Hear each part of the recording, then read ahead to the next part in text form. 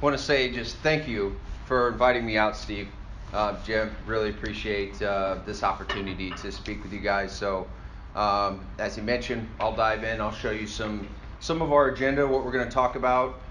Really, I took a lot of what Steve had mentioned were some of the primary questions that he was getting, and I really wanted to kind of frame that in as what we'll be going into, and anything and everything that it's hard to hit it all because there's a lot to this industry, but I'll do my best to get some of the high level stuff in there, and anything else, definitely feel free to ask any questions in the end.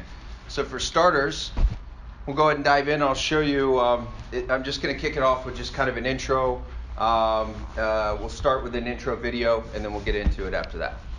My mom says it starts when I was a kid. She always said I had an entrepreneurial spirit, and I used to go around and knock on every door. I would take anybody that I could for 20 bucks. And at 18, I thought I could take on the world, and I remember my dad telling me, well, good luck. I didn't take it as seriously until I got handcuffed. I called my mom, asking for a life vest, handed the phone to my dad, and he's like, I'm sorry, we can't help you. This is gonna be the best lesson I'm ever gonna give you, and that's because I'm not gonna help you. You told me you're ready to take on the world, well, here it is. He didn't help me financially, but he did help me and change my life.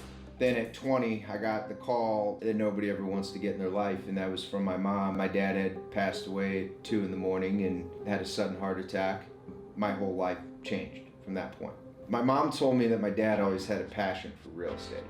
A buddy of mine in California told me about a book called Rich Dad, Poor Dad. To summarize anyone that hasn't read the book, money is supposed to work for you. You're not supposed to work for money. And I took that and I spent the next, until now, living it. That is what sparked my real estate passion.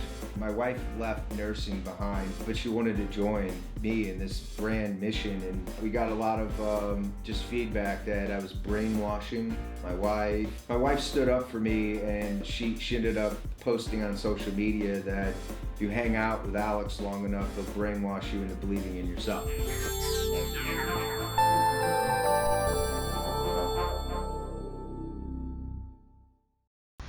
Okay, so wanted to start it out with that video because it means a lot to me. I take this stuff very seriously. Any opportunity that I get to give back, that is really what our brand represents. Again, my name's Alex Zemianek. I'm the owner of Jay-Z Properties. It's about 10 years. And for real estate, anything from real estate developing, from building, we're still doing commercial development, wholesaling, you name it. We've done some part of it and failed at a lot of it as well along the way, which is a lot of why I like to come up here and do this, is to tell some of the real stories. It's really important for our nonprofit, which is Jay-Z Gives Back, and that's a lot of why I do this. So thank you again for the opportunity. I'm going to start it out today with a story. It's not my story. We try to make that in a minute 30, so I don't have to bore you guys through my whole life story. So I'll start you out with a story here that I thought was very interesting, and we'll go ahead and dive right into it. So this story is going to be about two guys in San Francisco. Okay, they're broke roommates that were not able to pay their rent. Their names are Joe and Brian. All right, so Joe and Brian couldn't pay their rent, so they decided to rent out some air mattresses and then cook breakfast for the people that would stay at the place. So they make a simple website, throw it up, some blogs, just wanted to get something rolling. They're not able to afford, struggling, and that was their idea. First guests show up. It's 2 men, 1 woman. The guests paying about $80 each. After the guests left, they're like, okay, this is helpful. Maybe we're onto something big here. And they decided to call their former roommate, Nathan. Apparently Nathan had some website skills, so they called Nathan over. Like, Nathan, we need a better website. So Nathan comes over to help them out, and then they launched, and they got 2 bookings, right? Big whopping success there. So then what happened immediately after that is they had kind of what a lot of what we've actually lived to, and I think any of you could relate to this with any sort of idea. Sitting down with friends, family, They're like, are you sure this is the right thing to do? I hope you're thinking about something else here with those 2 bookings. I don't think that's going to really cover your financial damage there. So then they decided to sell Obama O's cereal. Has anybody ever heard of Obama O's or had Obama O's? No? Raise your hands. Okay. What's that? For real? Yeah, oh, for real. This is a true story. This is a true story. So they decided to sell Obama O's, and before the election, they made $40 each, making $30,000 selling Obama O's cereal. $30,000, right? So then they got $20,000 in first funding. They started to kind of take off a little bit, but only making about $200 a week. So that's not gangbusters on their venture here. So obviously that's not growing. And they realized very quickly the photos of the places were not very pretty. So they needed to take some action. So then they went door to door in New York City and went around and started taking photos of just places that were listed, homes that were listed. And then literally 1 week later, it went up to 400 a week. All right? So not much growth there, but they doubled it. So now they're getting up there a little bit.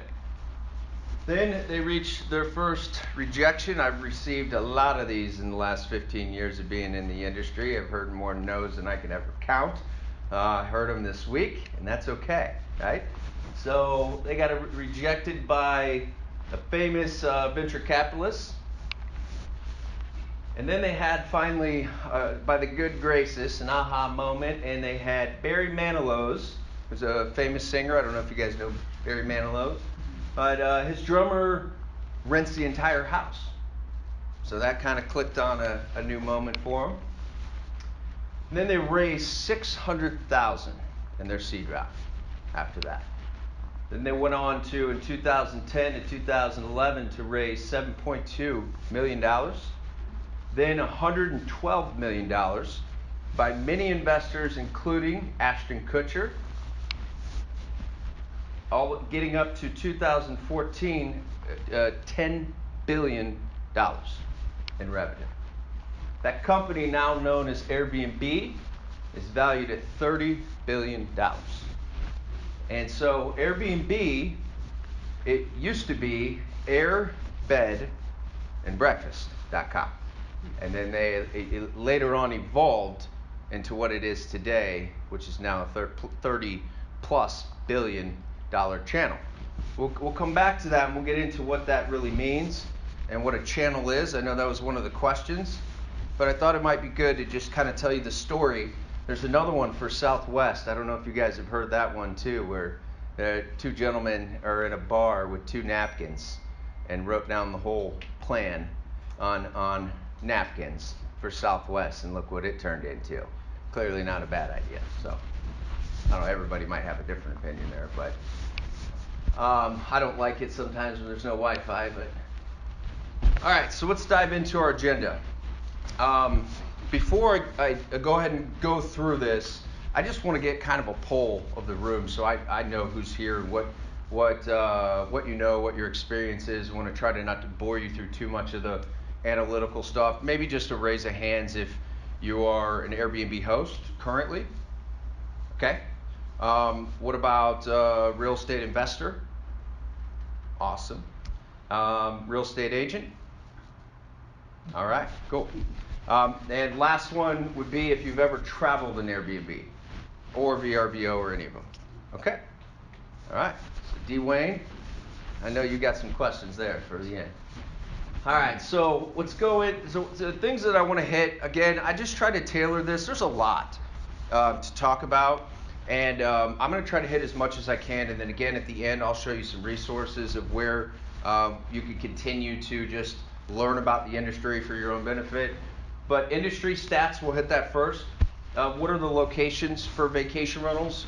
The benefits of vacation rentals over long-term rentals, that's a big question that comes up. That one comes up a lot in city legislation as well. So we've had to not really go off of theory, we wanted to go off of a lot of stats and case studies, and that's more of what I like to try to provide.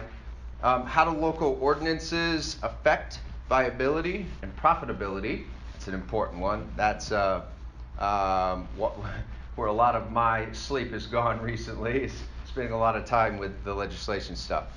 What do renters of vacation properties expect? This is a big one. And how should the owners address those needs? So I'll hit some of that.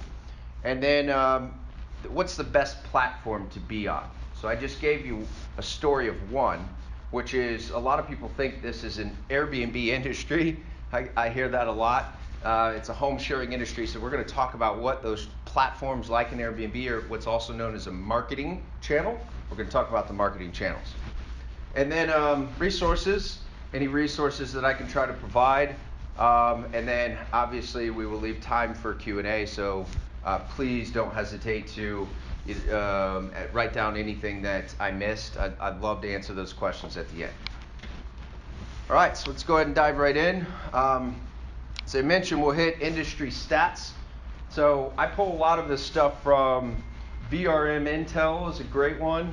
AirDNA, you'll see some of this stuff pop up throughout the report, rented.com. We have a lot of vendors and partners and analytical tools that we like to leverage to get this information, to get these case studies. And be quite honest, every time I do one of these presentations, I learn new stuff every time because it changes very, very quickly. So U.S. stats, 252 million housing units in the U.S. in 2018. 252 million housing units in the U.S. in 2018, with 3.5% of those being used as secondary homes. So only 3.5%. That's a perception that I hear a lot, that a lot of us perceive it as Brian, one of those roommates who's now the CEO, Brian Chesky of Airbnb, had that vision, and then it took off into a lot of different amazing directions. And it started out as private room, shared room, then entire room. And so it's good to kind of look at the different stats of what is being used as a whole home, what's being used as a investment rental, where they're being used, and what capacity. 25% of those are rented through property management companies. Each of those companies has an average of 100 units. So the total number of vacation rental companies in 2018 in the United States is 23,000. 23,000 property management companies. So that's a lot. So for companies like ours, standing out is important. Each year, the vacation rental industry has doubled in size, while hotels are only growing 1.1% each year. So it's not up here, but just a real quick stat for you guys, that Marriott is really, really smart brand. Marriott, I believe about 6 months or a year ago, started a trial. They wanted to test internationally the short-term model. So they started doing that internationally to test it out for a 6-month run, and it exploded in revenue. So the Marriott has already shifted different business models and different hotel structures, design, the way that they supply them. They're shifting to this because of the certain needs and the way that things are changing. They're keeping up with it, which is really smart.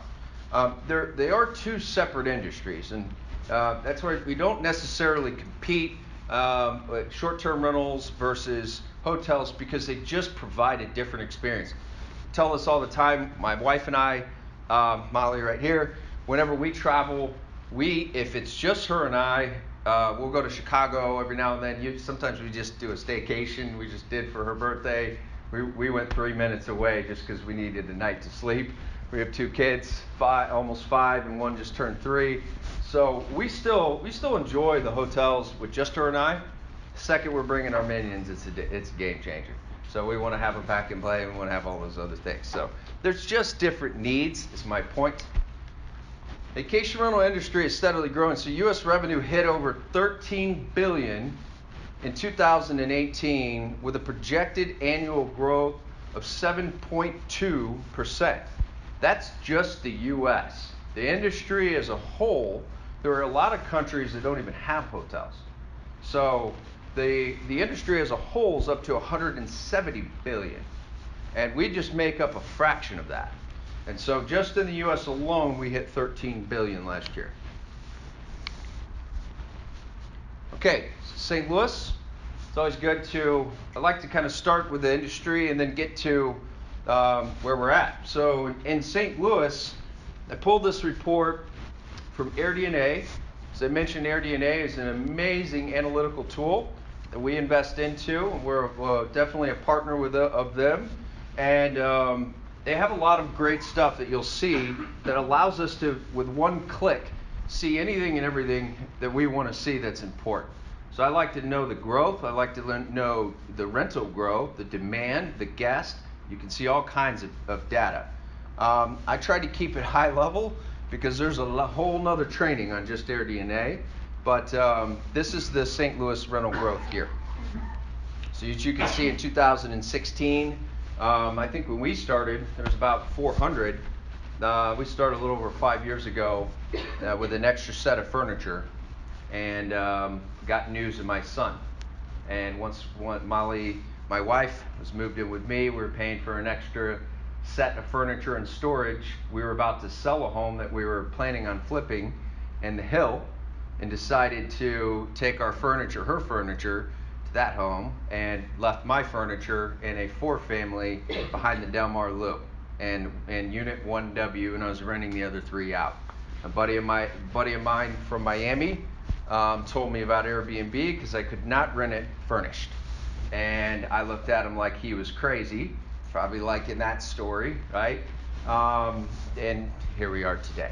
So we ran with it, and it continued to show that it's definitely a booming industry. So active rentals in St. Louis, it's a question I get a lot, even most recently at the City Hall when talking about the legislation efforts. There is as of today, it changes a lot, but 1,732 active rentals in St. Louis, and here they are. So I just ran this about 3 hours ago, and this is a report that's pulled from our AirDNA dashboard. As you can see on the left side here, you can see overview, occupancy rates, revenue, guest, future rates, seasonality. Then there's what's called a rentalizer. That's kind of like that could be similar to me calling an agent and asking for some comps. That's a tool that they built out to do that, so you can go to any city and then look at the price, the revenue projection, the comps, all of that. And so what this is showing is just basically a market grade and the overall health of St. Louis. So you can see the demand, the growth, the seasonality, the investability, legislation. It's going to track a lot of that good stuff, so it's good data to have at your fingertips. Okay, so we'll go into, this is another big question. What are the locations for vacation rentals? I get this question a lot. What areas? If you're a realtor, wanting to know like where should I look? If you're an investor, what's the best to invest in with the biggest amount of ROI? So I want to try to give you some of those examples, and we try to provide as many of those resources as we can. It's important to try to learn from my mistakes. So I've already been down that road many times. So what are the locations for vacation rentals? So again, this is what we're using to get that competitive research. So with AirDNA, this is basically saying that they're in 80,000 cities worldwide. So there's a lot of cities at the exposure right now to be able to pull it up, look at whether that is what you just saw or targeting a specific area, wanting to know the competitors. They're going to investigate over 25 key performance metrics, the ones that just kind of summed up. The really, really important ones are average daily rate. Your revenue, RevPAR stands for revenue per available room or rental. The hotels have been using that for years. And that's basically just a metric to be able to track how your revenue and how your performance is doing versus your occupancy and your revenue. So you can look at your occupancy, the amount of active listings, as we just saw, again, your rental revenue, and then booking lead times. That's a big one. So you can start to see how far out are people booking. Whether that's St. Louis, we're in Kentucky Lake now, in Colorado Springs, we got to know each market differently because people book their stay differently. The average lead time is typically 60 to 90 days. So that's good to know when you're pricing your property aggressively. You want to make sure you have a revenue management system in place. And then this is an example for you guys, and I can go to any area. For sake of time, I just kind of picked some that were some high performing areas. Most of you are probably familiar with Shaw in South City. Shaw wasn't always a great area, but it is now. Shaw is a beautiful, beautiful area. It has changed a lot. I keep up with a lot of the markets, one for the development side of our company as we started, and now for the management side. What I always tell people is to pretend, if you don't have all this analytical crap, just pretend that you're driving from the airport. And what would you see on the way to the property? So it's a little bit different from a traditional rental because you're inviting families in, you're inviting people that don't know St. Louis like we know it. Like we could know that Shaw is a beautiful area. We could know that McKinley Heights is an up and coming area. We just finished some properties there. But somebody else might not know that. So what are you going to see on the way there?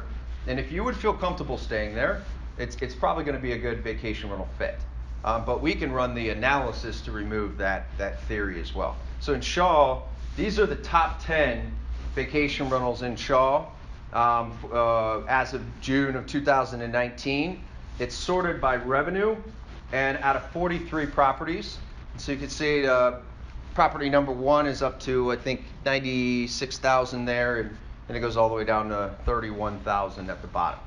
And we have a turnkey model where we have started to, over the last couple years, offer up some of the properties that we've had that used to bear hug onto, and those are the top 3 in Shaw are now owned by our investors and a couple of my mom. So, top properties in St. Louis. This will show you. Also, you can look and see out of the entire 1,700. That's just for the city. If you get out into the county, you get into different metropolitan areas, you can actually run it by zip code and you can run it by neighborhood and area. So you can get real nitty gritty with it, or you can go out to all of St. Louis, and that's where you can see this. You can see the top properties that are in there now, amongst a lot of other stuff that I won't go entirely into. Next question is that we get a lot as benefits of vacation rentals versus long-term leases. So whether that is being answered for the city or an investor or a realtor or a homeowner, we try to run as much of our own mistakes, experience, or case studies to answer this. So some of the benefits, the pros, we'll start with revenue and a higher ROI. So that's why we got started. I mean, we tested it out on one of our traditional rentals. We were getting $850 for the other rentals in the building. It was doing okay. It was a 4-family, and we doubled that without really knowing what we were doing. We were really rookies at the time, and it's still doubled the rent very, very quickly. Now it's we have a lot of stats and case studies to show exactly what we think it can perform at and the difference, but there's not a single case study out there, and if you're doing it right, that doesn't show that the revenue or your return on your investment is not going to be more. Maintained more frequently. This is something I didn't really think about until I got into it, but I was a landlord a lot longer before I was a vacation rental host or manager. And if you think about it, do we have any landlords in the room? No? Okay, a few. So Jim, how often do you think on the average traditional rental is maintained? Well, I mean, there's probably every couple months there's probably something you got to do. Something that you go over or get triggered to, calls, whatever. Yeah. Proactively, do you think that on the average traditional maintenance, would you say that there's a maintenance company in there once a month or once a week checking on things before you get a phone call? I'd say every couple months. Yeah. Yeah. And that's pretty typical. Like it's like a quarterly. Yeah. And you're probably on like the good spectrum of that. I was not. I was like once a year. You know, they're checking out and I'm in there. I'm just keeping it real. I was in there once a year. They didn't call me. I wasn't there unless I'd leave them filters just for, but I had good tenants. we were in good areas, so we attracted good tenants. We've kept that same model. We had that same model in the traditional, but the vacation rental market, you have a cleaning company and a maintenance company that's there every single week. And sometimes they're there 3 to 4 times a week. So not only is it being maintained, but if there's a scuff on the wall, if there's something broken, if there's anything wrong, we're fixing it right then and there before the next guest shows up. So it's a whole different model. So then your property is a lot more well maintained, which is nice for investors. Then flexibility as a host is more systematic. Fixed income versus revenue share. There's lots of different options. You could have fixed income. We partner with rented.com, that's at the bottom of the screen. They're a very, very smart company. They back host. They kind of bridge the gap between investors and host, and they will back a host or a management company up to $150 million in capital and put out a secured income for an investor that doesn't really want to take as much of the risk or the upside, and they'll put out a secure income floor that's still a lot more in traditional income. So that's good to know. Then hosting experience, guest interaction. There's a lot of hosts that I talk to that they love it. They love the people they meet. They love the relationships that are built. Sometimes we have people staying from St. Louis. It's not always travelers. So just building that relationship is a pro. Improves the economy. I think we all get this. Like tourism it's definitely a good thing. The amount of taxes and things that it does for our economy. We have I've talked to a lot of hosts at some of our events that they'll have flyers, they'll go to local businesses, they'll do all these different things that are ready for the guest. We have a welcome app, and you can basically give the guest a coupon, talk to the business, and you're now naturally you're going to send it in with tourism, but there's lots of efforts to do that as well and help flourish the economy. So additional taxes, be a fun one to get to when we talk about some of the new legislation changes. And then there's again lots of case studies that we're pulling in this stuff from. Some of the cons, legislation to me is the first one that jumps out. So that's been a lot of my time recently. Legislation or regulation concerns, I would say that's probably number one. And so knowing the city that you're going into, we were having a conversation right before this, just talking about an HOA situation. I always tell everybody path of least resistance. Whenever you're investing into any property, it's easier to know what you're up against. And St. Louis is not pushing back on it, but there are a lot of cities that are. Now there's different things that they're pushing back on, and we'll talk about that in a minute. But there are cities that you don't necessarily want to go into just yet, or HOA. There's a lot of homeowners associations, so you want to pay attention to that type of stuff because sometimes it's not worth the battle, in my opinion. Upfront cost and furnishings. So it can be a little bit more to really furnish this home. It's like setting up another hotel. So setting up nice furniture, supplies, all those things. So it can cost a little bit more as an investment. And then a little bit more of an advanced setup and time invested than slapping up a Zillow listing or with a realtor or whatever. It can be a little bit more into it. So those are some of the cons. How do local ordinances affect viability and profitability? So this is, again, where a lot of our time has been discussing the efforts that we can do. This is just a quick picture from a video I made on YouTube. And that nice little danger sign, has anybody got one of those before? Hopefully not. Thankfully haven't gotten one. Okay, good. Well, I've gotten a few. I'm collecting them now. And I wanted to, what that means is that occupancy was something that we recently had to work with the city on. And cities are real big on trying to get it to be somewhat apples to apples, like the hotels and the vacation rentals, get them apples to apples. So the last time we were at the city hall, I talked to one of the aldermen, and biggest thing they wanted to hear about was taxes. And so I asked him what the taxes were for vacation rentals, and he didn't know. So I told him it was about 17. I think it's now up to, it changed. It's 17.33%. That covers the lodging, the sales, and all of that. The guests pay that, so the hosts don't need to. And then Airbnb, if it's through that channel, they'll collect it, they'll remit it to the city. And so that's a very good thing. That's a lot of tax dollars, which you'll see in a minute. But when it came to occupancy, I asked him, so if we want to be apples to apples there, what about occupancy? So the reason why I have a condemned sign there at my mom's property, it's a 4-bedroom, almost 2,000 square foot home, 2-level, and the legal occupancy is 5. And I'm like, okay, so how do we get 4 in a hotel room, and sometimes 5, but we can't put 5 in a 4-bedroom home? And he had really nothing to say. So that started a lot of, we have a working relationship with the city right now. We'll get into that, but we made just kind of a fun video highlighting some things on YouTube, and then we basically try to put that out to the city hall and leaders, really just to show we're here to help. We're here to offer us as a resource work with you.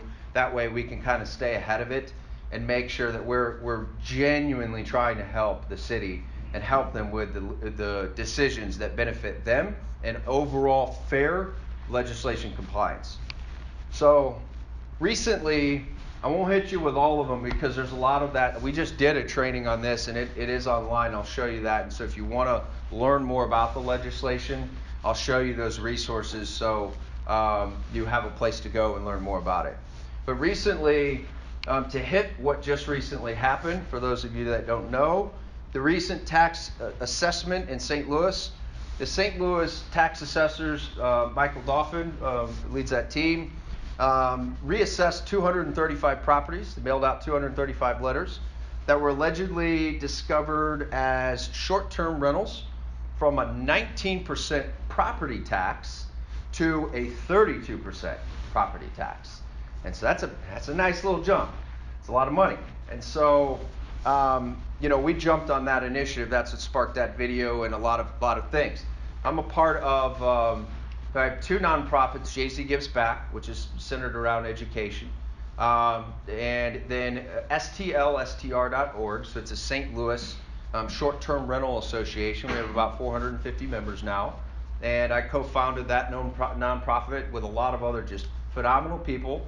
And we are constantly, we got a meeting coming up with the mayor, and we're constantly just trying to stay on top of it, so that we already met with Michael Dauphin and his team last week. And basically that was a great foot in the door, but it's basically at the state level that we got to have our next conversation. So we're going to continue those efforts. Because out of those 235, there's only about 190 that were actually Airbnb. And then we had just sold a property about a month prior to that was reassessed. So our whole thing was, look, we're not here to call you out, kinda, but we're not really just here to call you out. We're here to show you we actually have the analytics to make your job easier. So that's a lot of what our whole purpose was. Let us help you and let us be a resource so we can collaboratively accomplish fair compliance. I didn't come up with that idea. I stole it from other cities, and that's what they do, and that's what's worked. So this just kind of talks about where that's at. If you ever want to see any of that information on that nonprofit, it is definitely in its infancy, but we do monthly events and get together and talk about that stuff. Here's some cool stats. This is kind of the first thing that I wanted to discuss at the assessor level, is just kind of what's happening if I wanted to know, like, what's the reasoning. I came in listening for the first 20 minutes of just why are you going, what is the approach for this? What's the purpose? We know you want more tax dollars, but what's the real reason? And we heard a lot of things, and essentially it was that they looked at the properties as being commercial properties or like hotels. So we kind of played it out with stats, and like, so in 2016, long ago, Missouri collected $9 million in lodging and sales tax in 2016. Last year, $48 million. It's kind of a nice jump, right? So $48 million in the state of Missouri. If we just cut off 20 of those 235, that's millions of dollars. So we got to be very careful at the state level of making sure that we make those decisions wisely, and that's really our whole purpose of going in there, was just to be a resource to these numbers so we can kind of help educate, and just empower decisions. That's it. The better choices based on data, no emotion, just based on raw data. We'll get into next one is, what do renters of vacation properties expect? So what are kind of the needs of the guest? What should owners, or how should owners address those needs? This is a really important one because it's a never evolving process of making sure that we provide what the guests want. So we'll get into that. So some of the basic amenities for most travelers. So this is going to be what you would see. I pulled this again from Airbnb. This is just giving you, you can look at not only the entire market in each city, any of those 80,000 cities, but you can also look at your competitors. So you can see everybody in St. Louis, what amenities do they have? We have a thing called one lost bookings that we look at a lot. So you can see if you lost a booking and why, and sometimes I think there was about 10 times that it was a grill, right? Yeah, the outside grill. Yep, so we're like, okay, we need grills everywhere. There was a point where it's other things, it could be a review. Most of all of that, it's good to just know some of those things. So air conditioning, heating, these are all really the basic stuff. A lot of this, honestly, is like years ago. So if any of you start into the vacation rental industry, then this is already past being an expectation of a guest. And so that's what I'm going to go into next, is what would be some of those. I think it would be an okay time to pause just on what we've asked so far. If you guys do want to ask any questions on this, or we're doing okay? Everybody good? I know Dwayne's got a question. I didn't see teapot up there. A teapot? Yeah, I know. Airbnb doesn't think a teapot's necessary, man. I got to talk to him.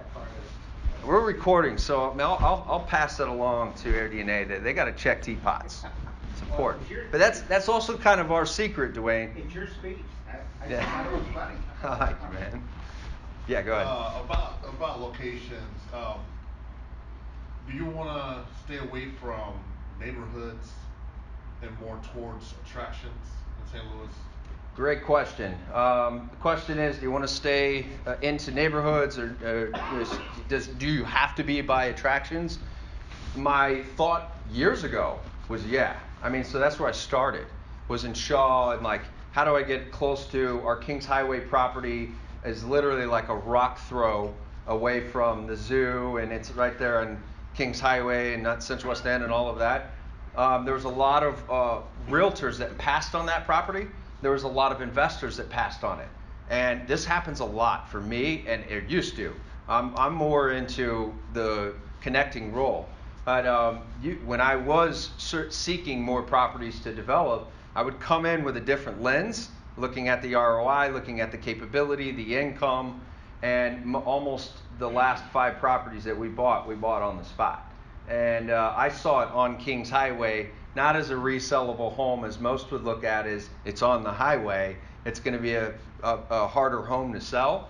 But I saw it close to everything and looked at a map. That's now one of our most successful properties. And we bought it, I think, very, very low, 75 grand, put 40 into it. And didn't cost a whole lot of money to make a very nice return. So on the average, probably $5,000 a month on income. So that's a very good question. It's expanded.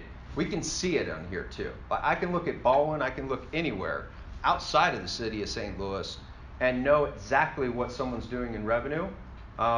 We can get all the way into the nitty gritty, but to answer your question as a whole, you don't have to. I've been really, really surprised on how rural a property can be. The more rural, also, the less competition too. So it's another way to look at it. But the guest demand is also tracked by the city, so you don't have to know, but I think it does benefit to be near attractions and look at that as well. Great question. Yes, in the back. I was wondering on the short-term rental of that reassessment they did, do you know if they factored in if they saw a property was partially long-term rental and partially short-term? Did they make it partially higher tax and leave the rest the way it was? Yes, that's something that they have discussed, and that is something we talked about last week. And that's a lot of what we are trying to do is like, let's come up with a common ground. Like, first let us help you get the real data. because that's 235 properties. There's actually 1,700, and that doesn't mean that I want them going after all 1,700. But they had a lot of different reasons for it.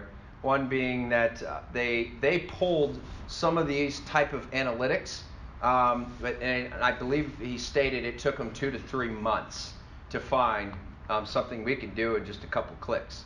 And so our goal is to really work with them and try to help, and then come up with those fair boundaries. Other cities have done that, where they'll figure out what is the actual occupancy, and maybe we can go off of that. There are ways to have fair compliance, whether that's the occupancy or whatever it's for. There's a lot of ways to establish that. We just needed to get in the door so we can be having that routine conversation and work with an association. Great stuff. All right, we'll keep it moving. So next thing I'll go into is just some tips on how to stand out.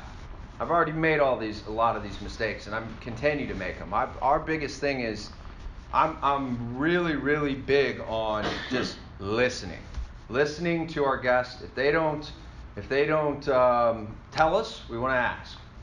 So we have a very thorough routine of just listening to hosts, listening to guests, listening to the market, reading reports, whatever people or things or the market is saying, I want to hear so we can adapt. And not only adapt, but try to stay ahead of it and stand out. So experience, yes. Nice to have a good experience. A good experience, I think it starts everywhere. This is an experience industry. They're even starting to, I don't know if you guys have been on Airbnb, but they've even started to add an experience tab. So that way you can go and do and partner in experiences with your travel. That's a big thing now. Technology is huge. Technology and the ways that you use technology is a lot of what's separating some of the new hosts like myself a few years ago or 5 years ago, and some of the different management companies across the country or across the world. Everybody's got their own flavor of what type of technology, but the different levels of technology will separate it. Then what I believe is the most important is consistency. And so consistency is really, whether that is building a brand or building your property, that becomes a brand because you're trying to get loyal guests to come back. So the consistency is what you're looking for. Where I failed or had a mistake of just perception of uniformity is not necessarily what you're going for. The hotels already do that. So if you go stay at a Chase Park Plaza, or there's lots of nice hotels, Ritz, you might like have each room look the same, right? Or in a different one, or a Marriott or whatever, you're going to get a lot of that cookie cutter same feeling. It's nice, but it's just the same. In the vacation rental industry, that's not necessarily what people are looking for. They love the character. They like when Colorado Springs, there's antlers on the walls, or like it's mixed up. So you don't want to be in Colorado Springs and trying to design a St. Louis city home. And you want to make sure that you're kind of having a little bit of different design, but consistency in the level of your experience is different. Consistency in the tea kettles being everywhere, right? Every AC works. Whatever that consistency in the experience is, that's what people are looking for. And then again, to get that is brand loyalty. So the brand loyalty is there's lots and lots of companies around there that jump out to me, but to build that brand, again, it's a little bit harder, more challenging path for your property. It may take a little bit more to invest into some of those things, buy a couple extra amenities that I wouldn't have thought somebody would want in that property, or that maybe I wouldn't have needed or wanted. And then I had kids, and then I realized, okay, pack and play is kind of important to have. We got a whole story on that I won't go into, but I think some of it might be in some of the videos. But this is just a quick video example to mix it up. We do a lot of, thanks to Patrick in the back, we do a lot of videos where I'm really passionate about teaching people around my mistakes and helping other hosts, new hosts, existing hosts, or whoever that is. And so we'll make videos just kind of teaching things to learn from some of those. So this is a video on what has now been a very important thing in the industry, which is home automation.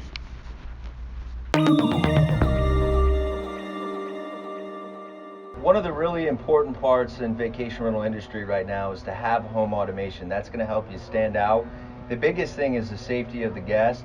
And a lot of the vacation rentals that you stay in across the country, there's typically, and we started this way, there's a box that you'll fumble through, and that code is a code that unfortunately isn't going to be, it's going to be recycled and used over and over again. So the key thing with good home automation is to have a system that will automatically generate a code for that specific guest. If you heard that, that was actually an automatically locking, which is also great for safety as well. So what we're going to do here is I'm just going to show you, we're going to type in the code, we're going to walk in. Again, pre-generated code for every single guest that stays. You type in the code,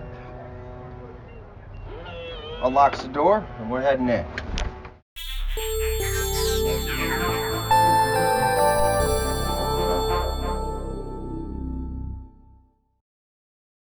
The company recently, well, we tend a lot of the, it's called the VRMA, Vacation Rental Management Association. The last one was in Vegas, the one prior to that was in Miami, and then the one we're going to this year is in New Orleans. They do a lot of them, but the international ones are the really, really good ones to go to. It's about 1,800 host members, management companies that go. Last year, it's growing. Then there's 4,000 of those type of vendors, whether it's the bedding, the linens, or whatever. So we've spent years vetting, so that way we can help hosts, because it took a long time to try to find the right ones. If you go try to search home automation online, you're going to get blasted, right? So with marketing or spam or all of that. So I try to make it easier because we've already trialed and tested and gotten rid of and found new ones. And the home automation with Point Central is incredible. And the experience that it does for guests and also what it can do for host, the thermostats, the smart thermostats, there's a lot of good stuff. And it provides the security instead of a guest, as it mentioned, having that same code. You know, as a host, that gives security, and then also as a guest, it makes it stand out when you don't have to go fumble through it. We used to get calls years ago, like a flashlight. We had to get better lighting because I couldn't see the lack. Like, oh man, there's got to be a better way. So that's how we came across it. Matterport. Any of you guys use Matterport now or know of Matterport? You do? For you guys use it at all for the? I haven't used it, but I've heard of it. Okay, so I'll give you just kind of a quick glimpse of it. Matterport is a 3D technology. It's not new. It's been used by realtors for a long time, and it's a lot more. It is definitely being a lot more used today than it was before, and so especially in the vacation rental industry. For a home, you could sell a home with pictures, but you think about it when you're traveling, and you're traveling to whether that's another country or another city, another state. It used to be where just having 25 pictures was the standard, right? And you would look at an Airbnb or VRBO or a home, and you get 5 pictures to choose from. And that's not very comfortable if you're going with your kids, so or your family or anyone, even alone. So it's nice to have a 3D tour because it takes it to another level, and somebody can, if they put the glasses on, they could just nod their head and walk through the whole home like they're there. Or you can do it from just tapping. And so it's a really, really cool technology for that. And what you see here, I just took a quick screenshot because I didn't know for sake of time if I'd be able to give you guys a tour through it. But all of that is on our site. If you go to virtual tour, you can look at any one of our properties and you can see what it looks like if you wanted to. I thought this was cool. VRM Intel. Amy is phenomenal. She has really, really just been kind of like the leader in writing and teaching and providing a lot of the stats and case studies and stuff that we get for the entire industry. So the VRM Intel, Vacation Rental Management Intel, a study by Google found that business listings with a virtual tour generated twice as much interest online, plus over half of respondents, 67%, say they want more businesses to use this marketing channel. So it's becoming a big thing. VRBO or Verbo now. Verbo is a channel we'll get into that has even gotten it to where it is being integrated into the software because it's that important. So here's just kind of a quick, like a 14-second video that I just downloaded to show a little bit without touring the whole thing. of what you're able to do. So you can be seeing it by floor level. You can take measurements if you want. There's a lot of cool stuff. So as a guest, it's a lot easier to be able to pick that home because you can walk through the whole thing and then you know what you're going to get. I think Matterport has even set it up now where for commercial building, if you did a Matterport in here, then when you're on Google and you're going through Google Maps and you can take tours that way. I look at properties all the time that way. You can walk right inside and then tour the whole building. Museums do it. St. Louis Museum has done it, and they've even stepped it up recently, which I thought was really smart. So if it's you're buying something there, then you can put what's called a tag or matter tag. That could be on an amenity or it could be on a motorcycle that you're buying. And you can walk around the whole thing, see it, and then you can tap on it and buy it, send it to checkout. So that's the future of where a lot of things are going. And so I thought that was really cool. And then this link here is kind of what it looks like. That's the actual URL. And we can obviously send this stuff out. For sake of time, I don't think we'll have time to tour through it, but we'll see at the end. Next question we get a lot. Best marketing channel or listing website for vacation rentals. So which ones are popular? Marketing channels are also known as OTAs, online travel agencies. So we're going to get into that, but you'll see the kind of some of the ones that I just put up here: Airbnb, Booking.com, TripAdvisor. There's a lot. There's over 100 sites out there, and so you heard the story at the beginning of this of the first one that I think is now become a very, very well-known channel, which is Airbnb. So we'll start there. Airbnb has 6 million listings available, and more than 500 million guests have stayed over using the platform, and it has been one of the world's most recognizable brands for vacation rentals. List any type, any number of properties on Airbnb with no sign-up charge, except 5% a month. Your properties, or 5% per booking. Your properties will reach a worldwide audience in 191 countries. That's how big this industry really is. 191 countries. Airbnb offers flexible pricing, 24-hour support, translation services. Okay. Booking.com, one of the world's most famous vacation rental websites. Booking.com has been more of a hotel channel, so that's why it's a little bit more well known, and they're now getting into, over the last few years, getting into the vacation rental industry a lot more. They're starting to make that shift.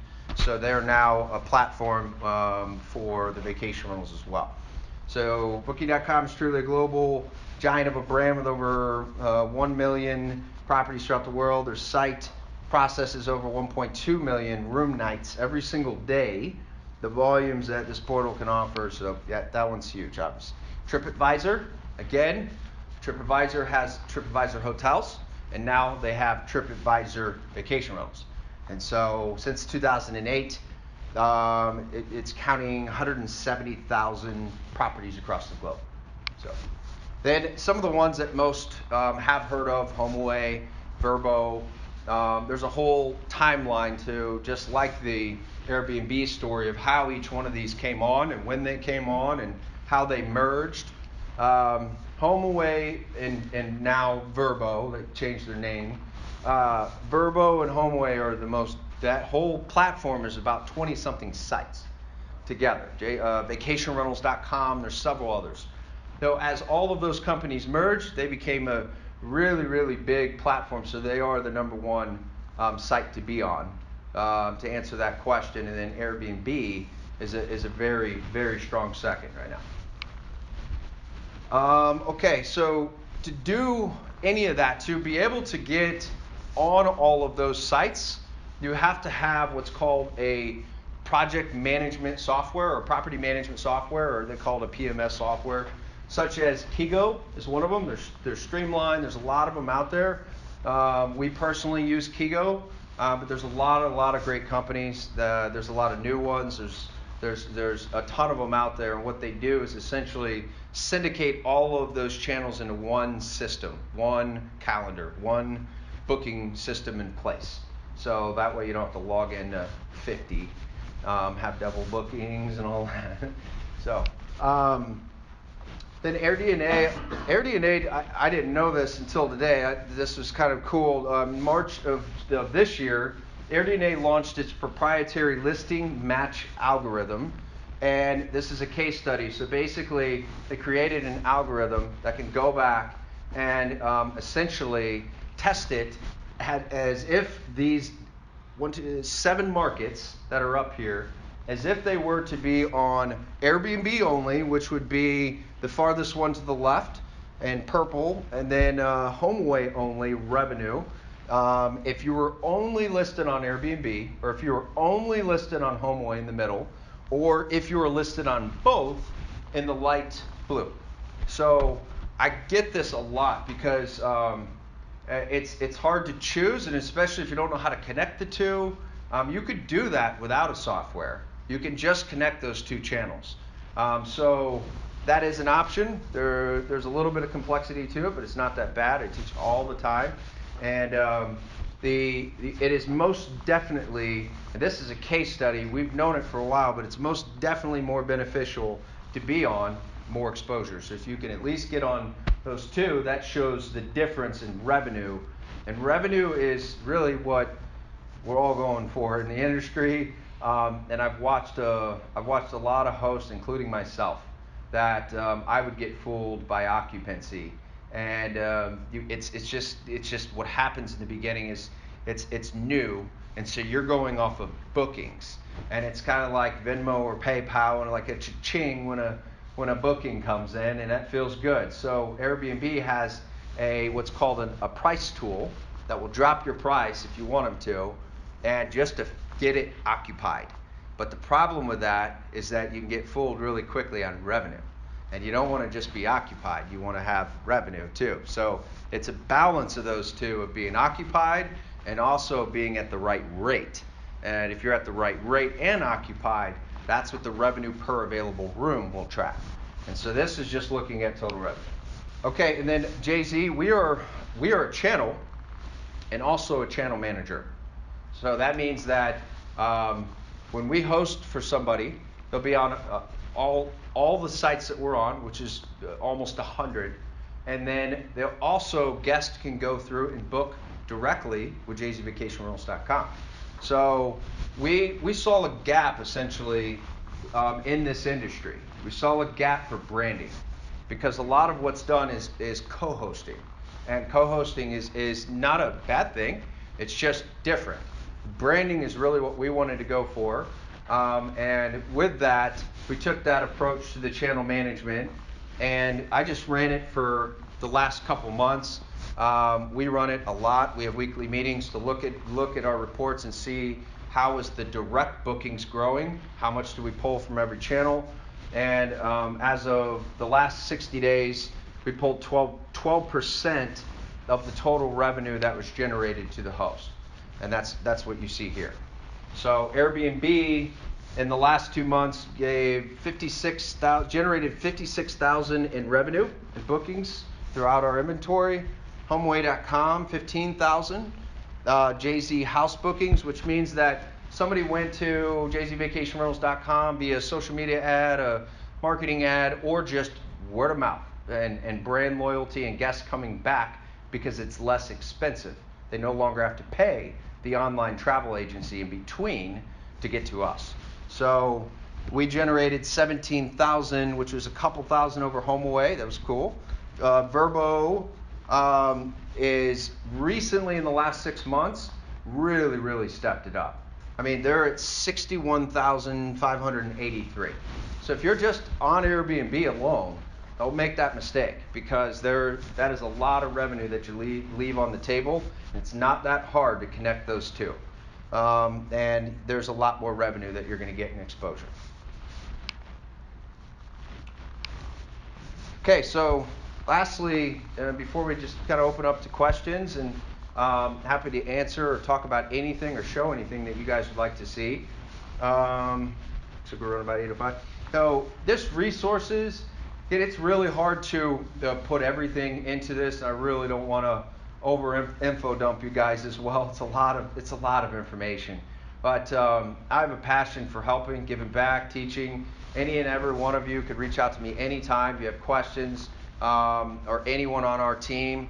You can always reach out. We try to provide a lot of online resources, a lot of the information that we provided today. Some of that's already on our site. We just launched an educational channel. So if you like learning about this, you want to continue to learn more, that's a free resource. I started out with, as you saw my story in the beginning on Rich Dad Poor Dad, that was very expensive. There was a book that I read that turned into a free seminar, and that free seminar turned into, I think, $700 that turned into 18 grand. I'm like, okay, so I don't want to do that. Every bit of time that I give back or speak or events or nonprofits, it's all for a bigger purpose to help people have a free resource and not have to pay $18,000 to learn it's something new. So subscribe to the channel if you want to. We're constantly going to keep putting on new content on there. It's not always about the vacation rental industry. We're teaching also investment strategies, creative financing, I mean anything and everything, marketing. There's all different kinds of stuff we'll continue to put on there. We'll have rock star brokers get on there and talk. We'll have a wide diversity of good people that want to join this mission of essentially just giving back and making a difference. That's really what Jay-Z Gives Back nonprofit organization is about. And then there's also the legislation stuff. So we're doing that too. So we're helping out. So that way, if we get a lot of questions from people on what to do, how to handle their appeals or their taxes, we can try to make it in 2 minutes and then get it out to where everybody can see it at once. So you have those resources available. I showed 1 or 2 of those videos, and there's a decent amount on there. And then we have our blogs and all this other stuff. But we're always happy to be a resource for anyone and everyone.